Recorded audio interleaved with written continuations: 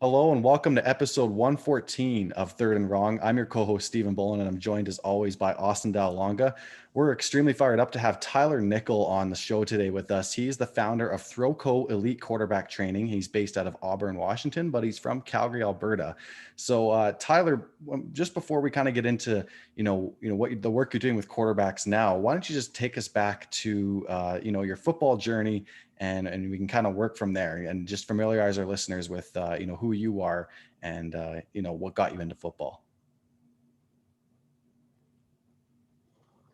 I appreciate you guys having me on. And, the biggest thing for me was, my dad was a football head. He started coaching, I believe it was Pee Wee football back in 1996 with the Calgary Colts down in the South there. And my mom was a registered nurse. So she was the trainer for the team. My brother's 4 years older than me. He was playing on the team.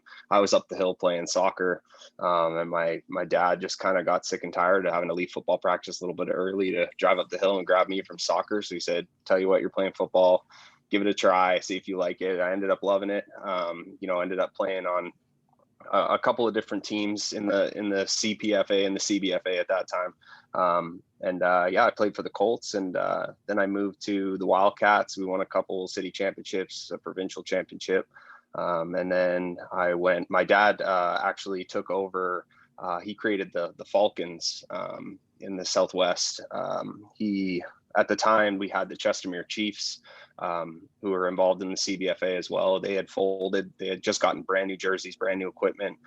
My dad, was a person that not everybody liked, only because he wanted what was best for the kids, and that didn't always mean it was what was best for the coaches and the other teams around. So he wanted to create another team in that area because the Bulldogs had 150 guys coming out to train to practice. Wildcats had tons of kids. Colts had tons of kids, and he knew that there was just a lot of at that time a lot of kids that weren't going to get playing time. They were just going to sit on the bench, and he said, I'll take all those kids. Every kid that the Bulldogs, that the Colts, that the Wildcats cut, we'll take them and we'll start a team. So he started the Falcons. I don't know if they're still around anymore. I haven't looked into it. I heard there were some issues, a couple years back, but he started that organization up, and we were actually pretty successful with the guys that we had. And after that, I ended up playing midget for the Calgary Colts.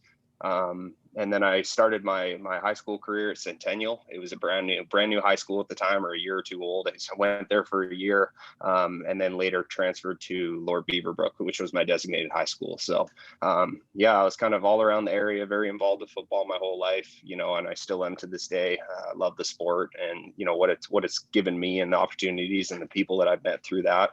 It was just a cool experience to kind of work with a bunch of different teams and meet a ton of good people and good coaches around the area. And I wish all the best to the CBFA and the midget leagues and everything going forward, that football can stay alive, because I know in Canada, at least I've heard that it's dying down a little bit, and not there's not the same excitement as there used to be. So I hope that they can kind of rekindle that love for the game and the importance of that sport in that city. So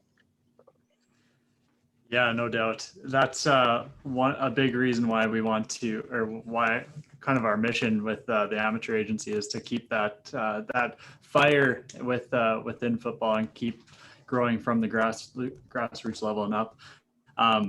It's very interesting that you were able to get your start as more of convenience from your dad's perspective. He just fell in love with it and just kind of ran with it. So following that journey then, Tyler, how did you end up coming to start ThrowCo? Well, there's no good way to make this a quick story.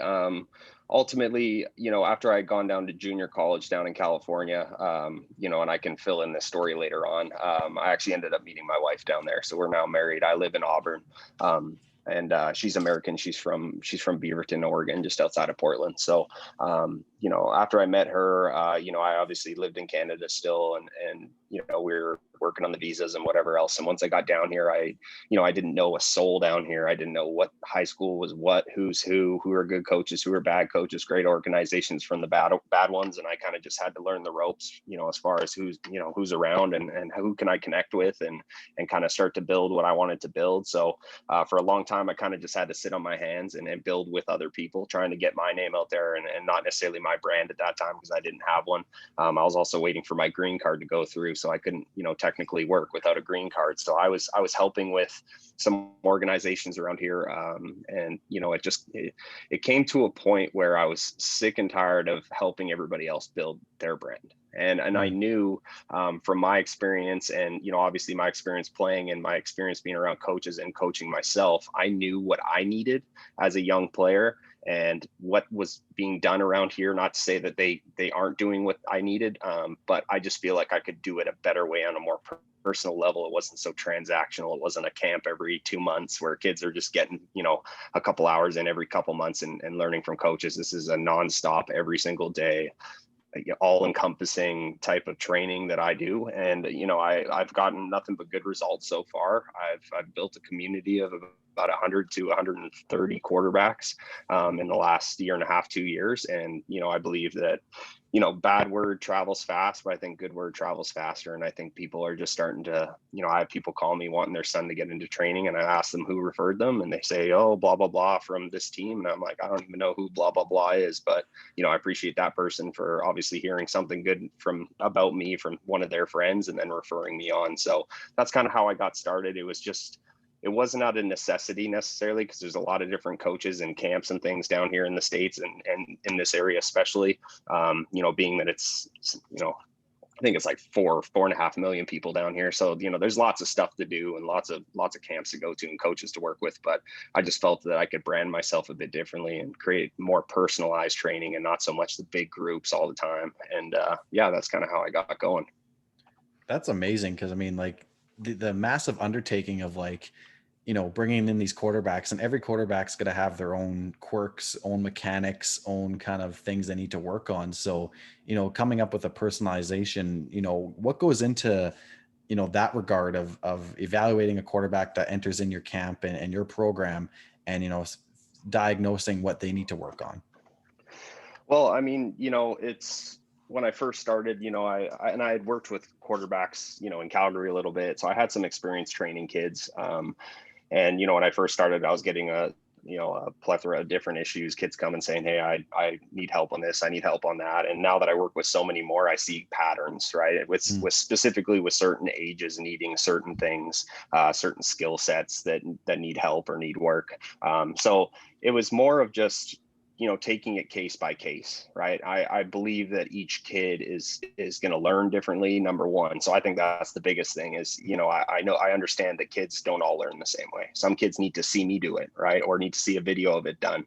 Other kids I can just explain it to and they can visualize it and maybe breathe it into fruition. But, overall it was a case by case basis. And I still do that to this day. And then when, now that I've started have all these guys, I've started to build groups and I put them now with kids that are either a similar skill level or similar age, so they can at least compete with some other kids, but they're all kind of at the same level where I can, all of them need work and it's more specific to each kid. But at the same time, every kid that's in that group needs that specific training and that specific identification of what they're doing right or wrong. So yeah, that's kind of where I'm at right now. It's about, chasing kind of the patterns of young quarterbacks and what they're good at most of the time and what they're not good at, and how I can kind of not totally reverse what they were doing wrong and make it right, but expedite the process for which they develop. So they're not taking 2 years or a year to get over the hump of a specific issue mechanically or fundamentally. It's more like, hey, let's get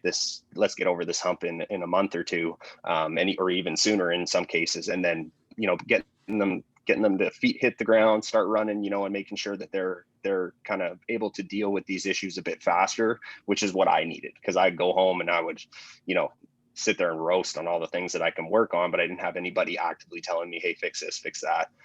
As you guys know, there isn't a lot of resources up in Canada, or at least the time I was there, where I could just go talk to coaches and get a, professional opinion.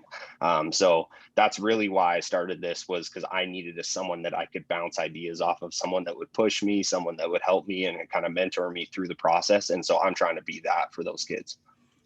That's awesome. That's quite, like I said, quite the undertaking, and the fact that you've evolved and kind of your process and how you evaluate and, help progress these kids is really something to applaud. I know you're pretty early in this process, but have you seen some results from your students as far as where they've ended up, or if their, high school careers taken off, or have they been able to get accepted into some different kinds of colleges and whatnot? 100%. I mean, I got guys that, I have one specific kid that I can think of that if you saw him throw 2 years ago, you would have laughed. And in, in most cases, I saw him and I almost laughed too. And, now he's looking at, he's got some D1 offers, he's looking at the junior college route. He's looking at different options for himself. And I think if, not saying that I did this all for him, he was the one that was willing to put in the work and buy into my system and the way that I teach. But, I'm really impressed with what I've been able to get out of kids, but I also think it comes down to being able to relate to them, right? Knowing that the bad throw they just had, I've done that 1,000 times. Right. And to the point where I can feel what they feel as they're throwing, because I see the way their body's moving. Right. So being able to relate, like, I stood in the pocket, less than, what would it be, 6-7 years ago now, where most coaches haven't stood in the pocket ever, if anything, or they haven't stood in the pocket since the 90s or the 80s or the 70s, and the game has changed profoundly, right? So I've had a ton of guys that I could name. It's more about, I'm not trying to latch myself to names anymore. I'm trying to build them. So a lot of coaches would naturally gravitate towards the guys who are already good, already have the big name, the household name, and cling their name to them. I'm not saying I wouldn't do that, but at the same time, I'm much more about building guys up and creating a name, and making sure that these guys are building themselves up as well, and not allowing the fear of failure to kind of get through to them. And I think, kind of breeding confidence in them and breathing that into them, and working with them and going through the struggles, just like I went through the struggles, I think that really helps. So I've had tons of kids from all ages, 8 all the way up to, the pros. I work with Vernon Adams down here. He lives here in the off season. So, I've had a bunch of different ages, and I can get something out of all those kids. It's just a matter of how much you buy into my system. And, that's the most important thing, right? If you buy in, you'll see the results. I'm not saying I'm the only, the way I teach is the only way to teach. But I do think it's important that you have someone that you can constantly go to for consistent information from the same mouth, instead of saying, hey, this coach says this coach says that, right? I think there's importance to that, and having, different perspectives on things. But overall, it's like you need someone to constantly work with consistently to kind of really grow, yourself as a player. Yeah, that can be said better. I think about our time at the in high school, and hearing about the team that your dad started too, all the kids that wouldn't make the other high school teams. I feel like Steve and I could relate to maybe we'd be the type to get to that team. But just being able to, because like you said, Tyler, like for myself, I played only a year, and I didn't really get that opportunity to really work on my skills as a receiver one-on-one. There just wasn't a lot of access to coaching and stuff like that. And I did see on the Throwco's Twitter that Vernon Adams had shouted you out last year. So as an Alouettes fan, I'm pretty pumped to hear that Vernon Adams is working on the fundamentals still with a coach, and gonna get the boys. I saw that he was working with the boys in California, I think, getting the team ready for nice 21 season, Grey Cup bound. So just wanted to get that in there. So you go from Calgary, and then your kind of journey, you said you went down to Southern California, or Northern California. Okay. And then, so how did you end up finding yourself in Auburn, Washington? After I had left junior college, I ended up going to Simon Fraser in Vancouver, BC. I had other opportunities, but I tell all my kids this: in order to get a scholarship and go where you want to go, there's a lot of things that have to go right in the process. And some of the things that I maybe did in my past kind of maybe came to bite me in the butt afterwards. So I ended up taking the opportunity up at Simon Fraser. I thought it was a perfect opportunity to play high level American football, but still be in Canada and represent my school. 2020 hindsight, probably wasn't the best situation for me or a place to go, but that's where I ended up going. And then at that time my wife was a pitcher for softball in junior college, and she had gotten a full ride scholarship out to a D1 school in South Carolina. So I was in California while she was in South Carolina, and then I moved up to Vancouver, and she moved to Pittsburgh to play pro softball for a couple of years. And then after that, she had ended up moving back here because she got a job in Seattle with a company called Combat, and she's kind of been here ever since. So after I finished school, I went to Victoria and coached with the West Shore Rebels for a year, and we won the championship, not the whole league's championship, but the BCFC championship. And then we lost to Saskatoon, which every team loses to Saskatoon.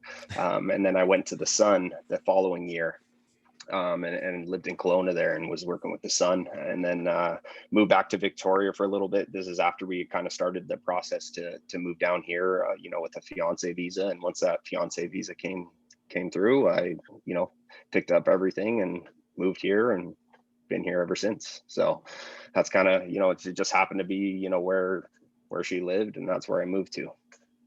So that's quite the journey. And, in that time, was going pro ever a consideration or something you aspired while at that level? And, in trying to potentially have that vision in mind, is there advice for the kids that you coach who have those similar aspirations on what they can expect when making it to that, university level, and then having aspirations beyond that? Yeah, I mean, my goal was to always go pro. I mean, I was a realistic person. I wasn't trying to be the next John Elway or anything like that. I mean, if it happened, it happened. If it didn't, that was fine too. But I pushed myself pretty hard. In university. A lot of, without getting too deep into it, a lot of things went wrong, not for me, but for our program. Coaching changes every year, things of that nature, ineligible issues, things like that really kind of hurt me. And then, going into my senior year in college, I blew out my hamstring trying to stay in shape, running routes for one of my other quarterbacks. So that hindered me big time going into my senior year. I ended up not being able to play much at all in my senior year. In our last game, or second last game, we went to Central Washington, and it was the fourth quarter. We were getting killed, and I just said to Joe Powpow, who was the OC, I just said, "Man, throw me in there. Let me throw a post. I just want to throw one more touchdown. Like, just let me get in there." So he put me on the roll, just kind of hobbling towards the center of the field, and I just put it up for my roommate Earl, and he got underneath it, and we ended up finishing the game. I think it was 60 something to 7. So, I was able to throw my last touchdown. And after that, there was rumors going around that,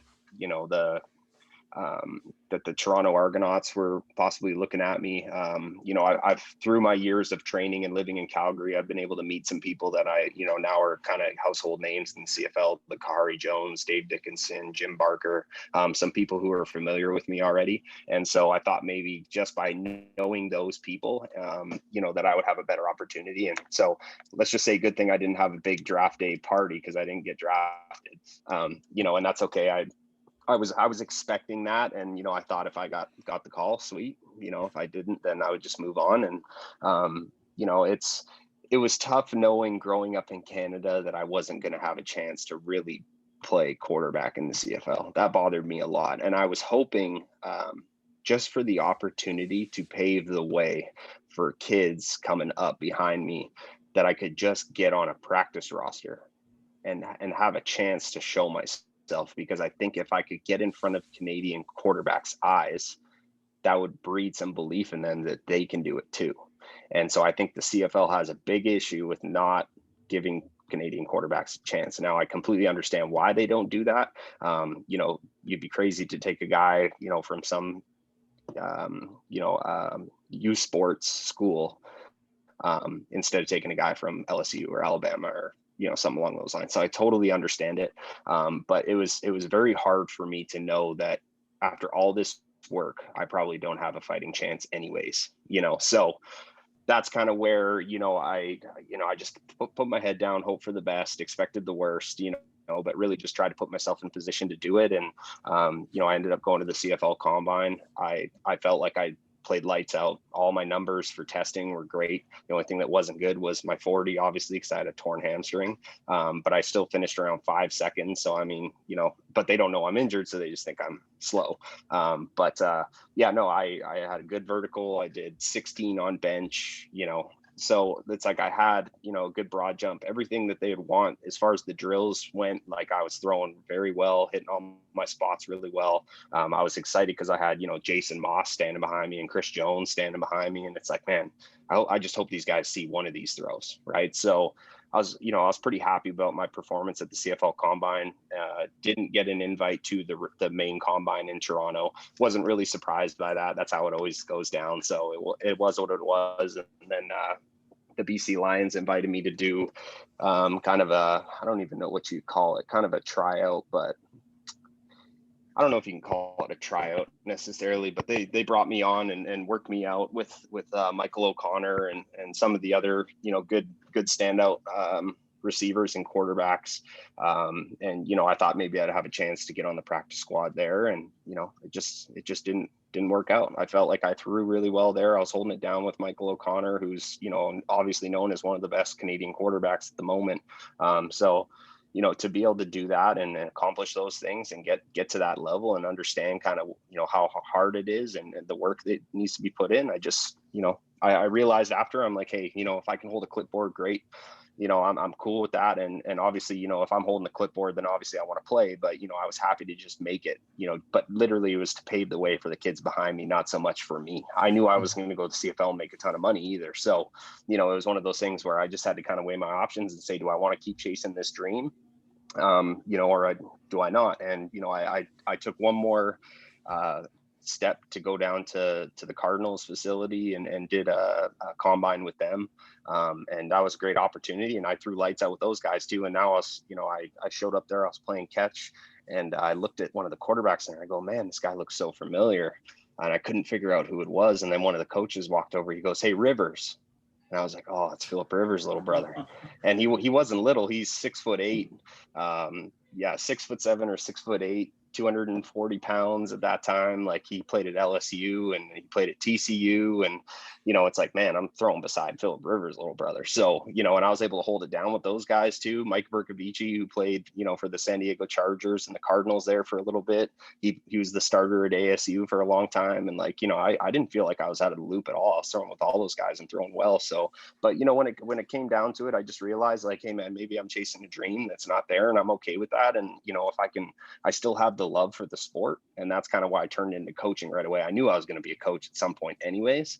It just allowed me to do it a bit quicker. And, I was okay with that overall. So, for me to give, some sort of, what's the word? Perspective to young kids. It's like, just put in the work, man. You just never know what's going to happen. You never know when you're going to be at the right place at the right time or the wrong place at the wrong time. And, just put in the work and understand that, it's not going to be given to you. And, it's an eat or be eaten world out there. And you really got to outwork everybody around you. You got to be the best of the best in order to have a fighting chance. So that's what I would suggest. Wow. I love that story. And there's so much in there to unpack in terms of just the journey that you had, kind of bouncing around and the coaches that you met. So maybe there's no opportunity for you to play in the CFL, but having those connections like Kahari Jones, is there any aspirations to be a coach in the CFL, Tyler? I mean, maybe if you haven't come to that decision, will it be the insider? Yeah, I love the CFL, man, with everything that I have. I prefer watching CFL over the NFL. I obviously love the NFL too. I love football in general. If an opportunity ever came up, yeah, sure, I would entertain it. It'd have to be the right situation. And, I know you don't just all of a sudden pop into the CFL as a coach. So I'm not overly interested in jumping through all the hoops just to be an assistant to an assistant or anything like that. I like what I'm doing. I'm more about just kind of bleeding into these kids now and giving them an opportunity. I think at some point I'll probably get into coaching, but I've stayed away from it for the time being, just because I feel like I have more reach and I can do more on my own than if I was, in the confines of a specific organization or something like that. So, like I said, if the opportunity ever came, I would definitely consider it. But I doubt it'll ever come by. So, that's what I'll go with for now. So. Okay, well, maybe you get a good reference from Vernon Adams to Kahari Jones, and then before we know it, we interviewed the future offensive coordinator or quarterbacks coach for the Alouettes. Yeah, not sure how you feel about Montreal, but hey man, I like Montreal. I mean, I joked to Vernon. I said, hey, tell Kahari if he ever needs a QB specialist or something, let me know. So. We'll see what happens. He knows me. He knows who I am. So, maybe that would work one day. So. Awesome. So you've obviously got tons of experience working with different kids and going up through the ranks. And so some being from Canada, obviously probably more so from the US now. Is there any noticeable differences, or you had mentioned patterns earlier? Are there any patterns between American quarterbacks and Canadian quarterbacks? Development. That's all it is. Like, I obviously grew up in Calgary. My mom and dad used to drive me down to the States for camps. So that kind of tells the story right there. I was going to where I could be developed. And it was not to say that there weren't good coaches in Calgary, but I knew that if I was going to the States, that I was guaranteed to have good coaching, and that's what we did for years, going down to Portland and going down to Seattle, and went to Oregon State for a camp and went to Boise State for a couple summer camps and things like that, just to get the experience and see what American football was all about. I mean, I had no real aspirations to move down south. After high school, I ended up going and playing for the Winnipeg Rifles for 2 years. And it was at that point, and to be completely, candid with you guys, grades to me were not that important because I was good at football. And I always thought that being good at football would allow me to go play and have opportunities wherever I wanted them to be. And there came a time, when all the universities in Canada were reaching out to me because I played so well in high school, and they, said, hey, send us your transcripts and we'll get you rolling. And I'd send them, and they said, there's not enough strings we can pull to get you into school. So I ended up having nowhere to play. I had all my friends asking me, oh, where are you going to go? Where are you going to go sign to? And I'm like, I don't know. So, having family out in Winnipeg, I ended up moving out there for 2 years. And, that's kind of where I realized I got to go back to school and do something with my life. I'm not probably going to go to the CFL coming out of CJFL. I probably have a better opportunity to go play at a high level and then maybe have a chance. My goal was to always play in the CFL. I never said, oh, I'm going to go play in the NFL. So, I think going back to your question, I think the biggest thing is development. I had to go to, the far corners of the earth or it felt like that when I was a young kid in order to get the development that I needed. But having Dave Dickinson's passing academy, I was one of the first quarterbacks in his, inaugural camps that he started running. Having Jim Barker in the early 2000s when he was the GM the head coach for the Calgary Stampeders, he ran a QB school. He helped a lot.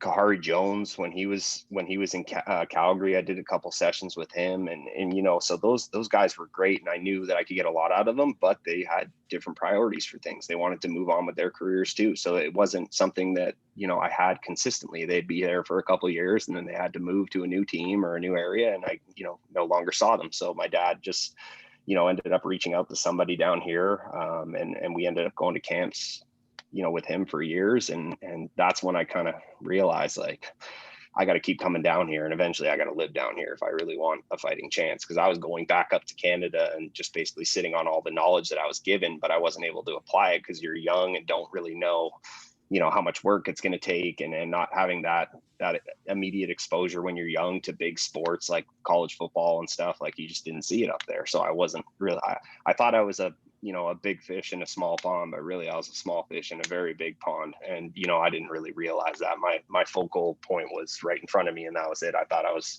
the best around, not in a cocky way, but, I knew I was good and thought I'd have opportunities, and I didn't. So I would say the biggest thing is development. Just, having kids not have a coach that they can lean on for, a number of years and really help them kind of develop underneath them and mentor these kids, and to help them realize like, hey, this is a bigger situation than you think it is. That's what I would say is the biggest difference between them.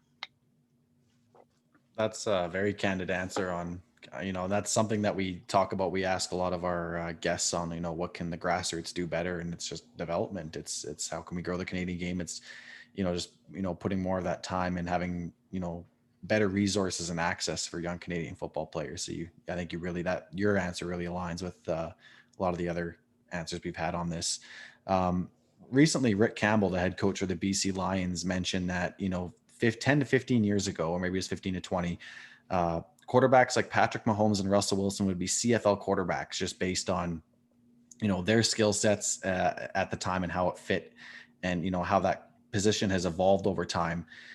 Speaking from your playing experience and now, the diversity of the, kids that come through your program, how has the quarterback position changed over the last 5 to 10 years in your eyes? And, is the pocket passer traditional, like Phillip Rivers, Peyton Manning pocket passing quarterback, a dying breed, or is there room for, all different types and breeds of quarterbacks? Well, I just think it came down to, having quarterbacks like, the Peyton Mannings and the Tom Brady's of the world, having those guys just dissecting defenses, and there's nothing you could do to stop it because they were just so good mentally with setting protections and knowing what they saw in front of them and who they were keying off of and what their progressions were and things like that. But the problem with a guy like Tom Brady or Peyton Manning is if you're in man coverage, you don't have to really worry about Tom Brady taking off for a first down. It took him 20 years to get 1,000 yards rushing in the NFL, right? So he's not really a run threat. And in the NFL, they play a lot of man-to-man coverage, right? So I think it came down to, can we have a threat at the quarterback position that forces them to not be able to double cover someone else? Right. And, if we get our athletes on the field, they get their athletes on the field. We got one more extra guy that they're not used to really having to worry about. That's why I think Russell Wilson's, Josh Allen's, I think we first started seeing it with like the Andrew Lucks. He was a guy that would go use his legs when he needed to. And, that was super important, but he was strictly more of a pocket passer, right?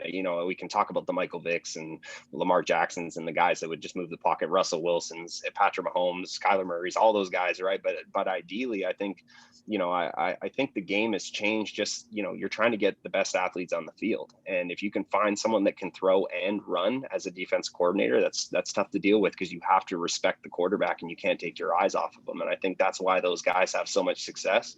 And not to mention, I think it's made football more enjoyable as well, from an audience standpoint.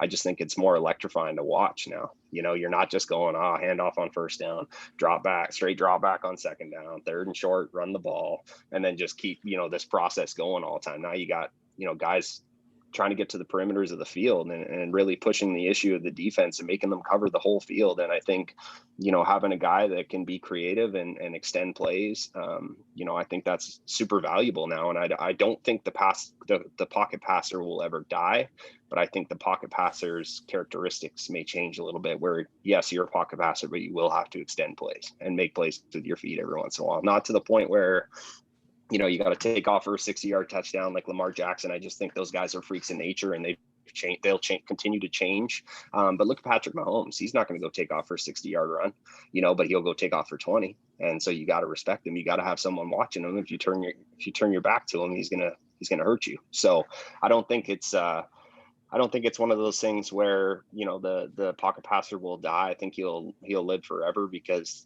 guys play a lot longer playing from the pocket than they do getting out of the pocket. I mean, you can see how guys like Russell Wilson have changed their mentality of the way they play. when Russell came in the league, he used to run a lot. He used to take a lot more hits. Nowadays he slides, right? He'll get out and he'll extend the play and maybe go get some himself, but he's not going to take unnecessary shots because, you know, that $100 million arm isn't going to cost anything if, you know, he's sitting on the bench and can't play. So the game itself, you know, is going to continue and evolve, especially schematically. Yeah, I just think, you know, you get more athleticism on your defense or your offensive side. There's a lot more. It opens the avenue to so many more things that you can do with motions and shifts and you know, kind of disguising coverages and all types of stuff. So the game just keeps getting better and better, especially for a guy like me who understands coverages, understands reads, protections, you know, concepts, things of that nature. It's really fun for me to watch.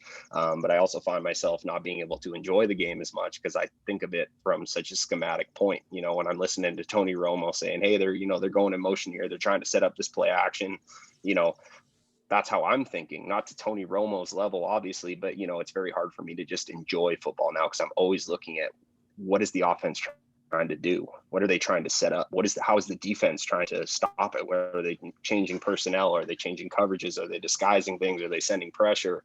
All those things. So I just think the game is changing in a great way. And, you know, those guys, those pocket passers will still be important, but I think they're going to start trying to find more Josh Allen types, big bodies who can get out of the pocket and extend plays. But I also think the little quarterback or the smaller quarterback like the Kyler Murrays are, you know, deadly too. So, you know, I think it'll be more of are you a running quarterback or are you a pocket passer / running quarterback is what I think it'll eventually equate to, right? Instead of just straight drop back Peyton Manning, you know, just 5-step drop play actions, things like that. I just think the offenses need to be more, you know, versatile now. So just to match up with the defenses who are becoming more versatile as well, right? And the coaching and, you know, all the knowledge that has been gained from years and years of film, and all these coaches are just developing all types of coverages and ways to change the game and disguise things and make it harder for, you know, the quarterbacks, especially the young ones, right? Yeah, that's there's a couple things that I like what you said there. First of all, I love that you said that the pocket passing quarterback isn't dead, because I've been dying on this Mac Jones hill as a Patriots fan. And so I'm trying to talk myself into it, but also others, that a pocket passer can still be successful in this league. So I'm happy that a QB coach is agreeing with me there. And then also these guys, they truly are electric. Like the Lamar Jacksons, the Patrick Mahomes was a really good example. Obviously he's the face of the league right now and hard to replicate, but just the fact of, like you said, you still have to respect him. He's more of that pocket passer, but you still have to respect that he can run for 20 yards or so on any given play. Absolutely. It's fascinating. Yep. So with some of that being said, Tyler, are you seeing more trends towards that kind of quarterback in like young players as quarterbacks, or is there any other trends that you're kind of finding? I'm creating those trends. It's not that I see them. I create them with my guys, right? I tell them that they have to be a dual threat, right? And I say the same things I just said to you. You do not need to be a guy that can go take off for 60 yards, right? Because what you're going to do is you're going to turn yourself into a receiver, right? I just think it's super important that these guys are able to throw from different platforms, compromise positions, you know, in the pocket, out of the pocket, on the run to the right, on the run to the left, attacking downhill, staying flat, guys chasing you, retreating, all those different things is, you know, what I get my guys to do, because I want them to be prepared for anything, you know, and I think it's important that all quarterback coaches are working on that stuff. I take pride in only coaching my guys what I see on TV, right? So, you know, for a long time, mechanics and fundamentals of throwing were taught a very specific way. Well, when you watch the NFL, how come all that stuff I was taught you don't see from any of those quarterbacks? They're all doing things differently, right? So I really try and encapsulate what they do on TV and bring that into my training and say, well, here's a specific example of why we would throw with a low arm slot, right? For example, or why we would be escaping this way and having to deal with these issues. So I don't really see those necessary patterns or anything like that. I just try and create an athletic quarterback. He doesn't have to be an all-American athletic quarterback. He just needs to be elusive. He needs to be agile. He needs to be able to make throws from all different types of positions, all different launch points, right? And really make sure that he's a well-rounded player, and he's not just caught up, hey, I'm just a pocket passer, right? Some of these kids don't even know how to take a drop from under center, right? So they've been playing gun, in gun since they were little. So where I grew up in a different time, we were taught 5-step drops from under center, 5-step drops from gun, 3 steps, 1 steps, things of that nature. And, I still try and teach my kids that. I say, look, I know you are in gun the entire season. I know you don't go under center, but there is going to come a time where you go to school and you're going to have to get under the center. I want you to be comfortable there. I want you to be able to take your drops from there. I want you to be able to do your play actions from there, your rollouts, all that is important. So I really just try and help my guys understand that the game is changing and you got to keep up or you're not chance, right? And that's super important to me. So I just think it's more, I try and develop guys, and I think that, from what I see on social media with all the hundreds of quarterback coaches in the States, we're all trying to do the same thing. We've all realized, or most of us, that the game is changing, and what they're looking for from a quarterback is much different than what they were looking for 15 or 20 years ago, right? So yeah, I definitely think that the game is changing, and those patterns are important to keep up with. So I love that. I love what you said about how throwing mechanics are obviously important, but you still have to teach just those off schedule kind of throws that you have to make. And I guess that maybe that's something that's always happened, but it just seems so different just with the way that the NFL is today, because it was more pocket passer quarterback in years past. So now with this type of quarterbacks like to hold on to the ball more, or that you get pressure, now you have to make those weird throws. Sometimes you got to throw with your left hand. There's just different things you got to do. And so to be coached that in a setting where you can make those mistakes too, I think that's really fundamental in just the development as 100%. Yeah. One thing, so you mentioned kind of Canadian coaches need to work on their development or players don't have access to the development in Canada. What can today's coaches do a better job at the grassroots level?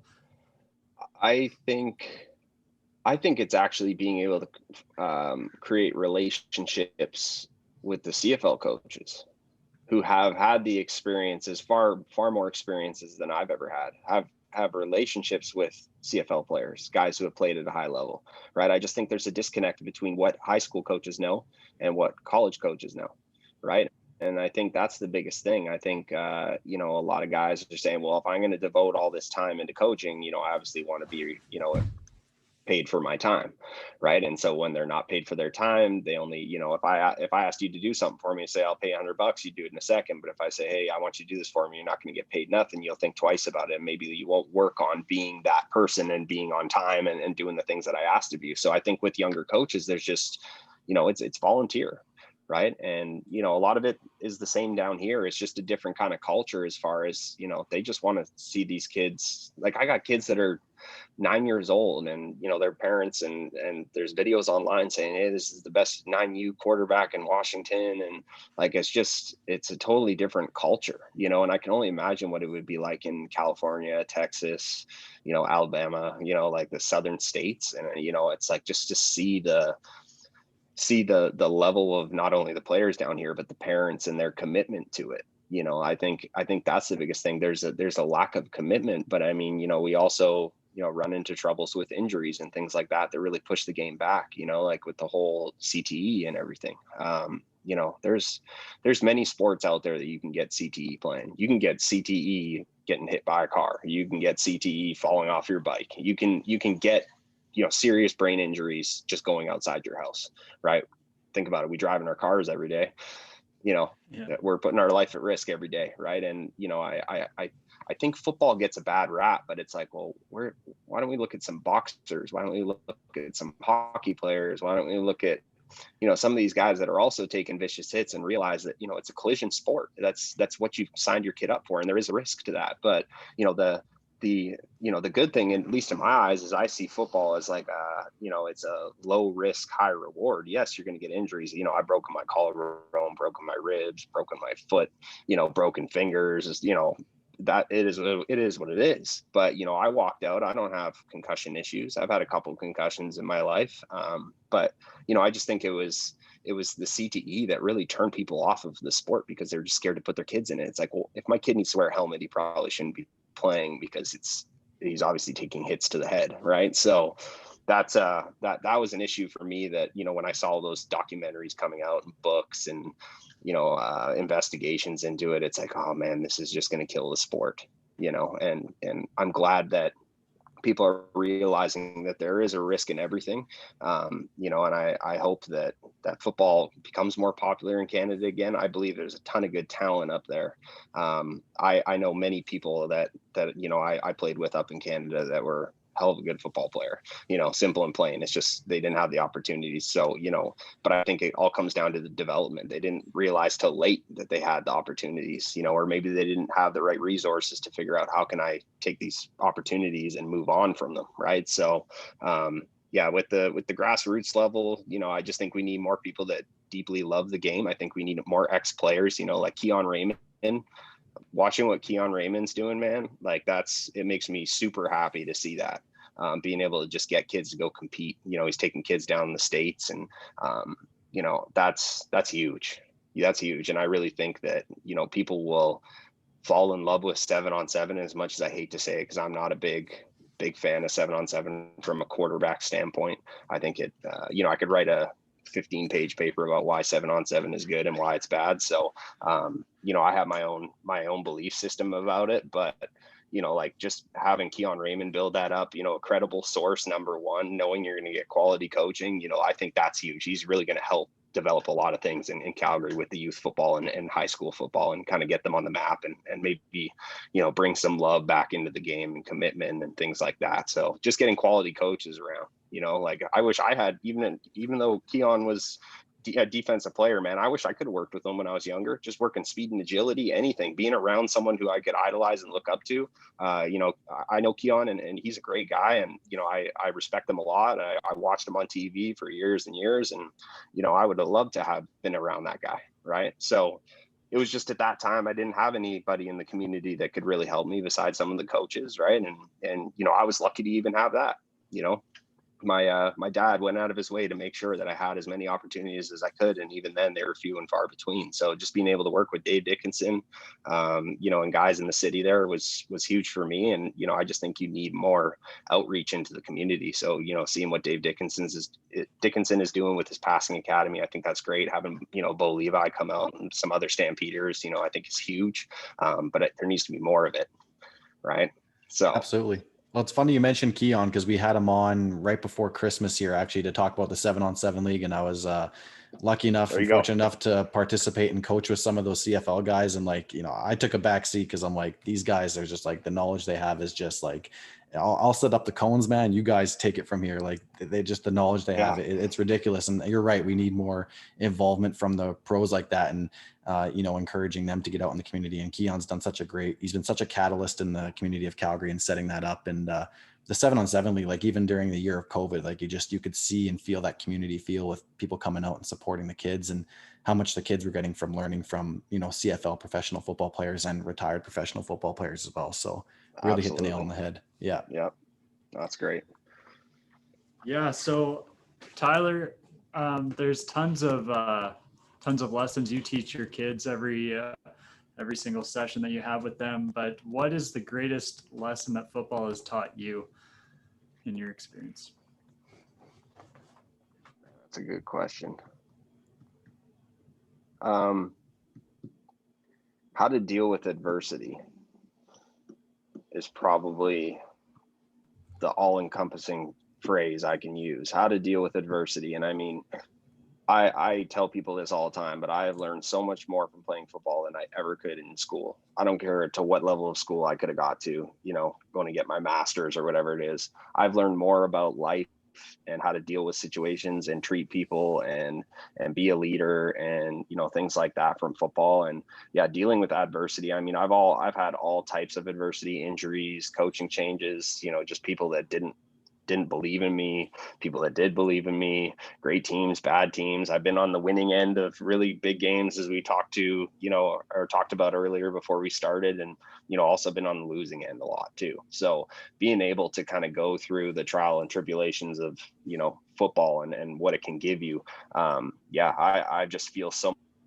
much more prepared to deal with any issue. Obviously, I'm not I'm not perfect. There's going to be times where, deaths in the family or whatever that, I won't be able to deal with as calmly, but being able to just deal with tough situations and knowing that, there is a light at the end of the tunnel going through those things, and just kind of being able to create a little bit more of a better perspective in my own head about what situation I'm actually in and what situation I'm creating in my head, is big. And I think, that's been the catalyst for me for just, continuing to believe in what I'm doing and what I'm building down here, and just making sure that, regardless of what is kind of thrown at me, I just keep going, put my head down, just water off a duck's back, so to speak. I think adversity is huge, because there's people that haven't played a lot of sports or competitive, anything, and it bleeds into their real life. You see that they don't deal with issues well, and they don't necessarily like losing. I'm super competitive. My wife's super competitive. Like, I don't even want to play checkers with her. She'll take my head off. So, it's like, but that's how we've always been, right? We're just super competitive people, and we want to be the best at what we do, regardless of what we're doing. And but the adversity, for sure. I've just dealt with so much of it, and I think it's kind of molded me into the person I am today. So that's a fantastic answer. Thank you. Yeah, there's nothing worse than having your roster spot taken and have to work for it. And there's some serious adversity, some serious what's it called, like internal questioning that goes on. Like, how did we get to this point? Now let's overcome this. And so much more. Football is a fascinating sport just for that very reason, but there's so many lessons to take from the game. But anyways, I'm rambling. Steve, you're up. No problem. Tyler, man, we've been almost at an hour, man. And honestly, I could talk for hours more about this stuff, but we like to end on this question on a more lighter note. And we get varied answers, some that make us happy, some that make Ozzy and I sad, as we are both on the, I'm not going to tell you which side we're on this equation, but Tyler Nickel, does ketchup belong on Kraft Dinner? No. Oh, no, damn. not even looking at ketchup and eating Kraft Dinner is allowed. Oh, that's heartbreaking, man. You don't feed your quarterbacks the ones that you coach? That's fuel. Oh no, that's not good fuel. That's not good fuel at all. But yeah, no, I will say that I answer that with experience. I've tried ketchup on Kraft Dinner. It just wasn't for me, man. Just wasn't for me. At least you tried it, man. I appreciate that. I tried it. One of my friends used to like it, and he said, "Oh, just try it, man." I'm like, "No, I'm good." And he just kept, he was adamant about me trying this. So, I tried it. And we're crazy about this is not good. Yeah. There are definitely some Canadian delicacies I miss. That's not one of them.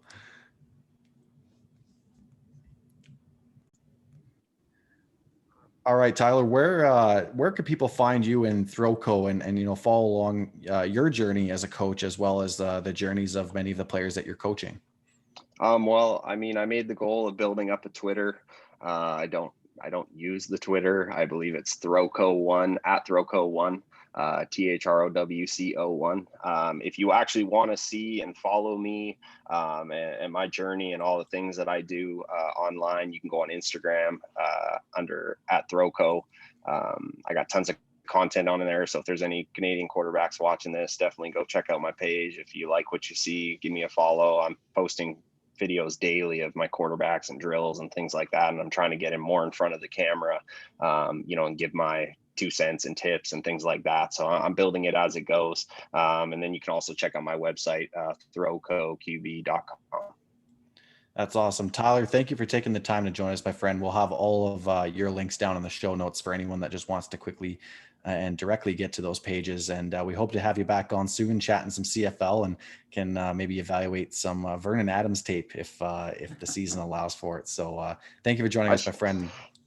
Absolutely. Yeah, no, I appreciate you, Steve and Austin. I think, what you guys are doing is great. And, I'll definitely be checking out this podcast, see who you have on there. I love hearing about CFL. I love listening to CFL stuff. And, I hope the game can make a comeback here, where it's in a tough spot. But I'm really kind of crossing my fingers, hoping that, I'm able to watch it on TV. So I'll be down here watching if possible. Awesome. You bet, man. We appreciate the support. Godspeed. All right, guys.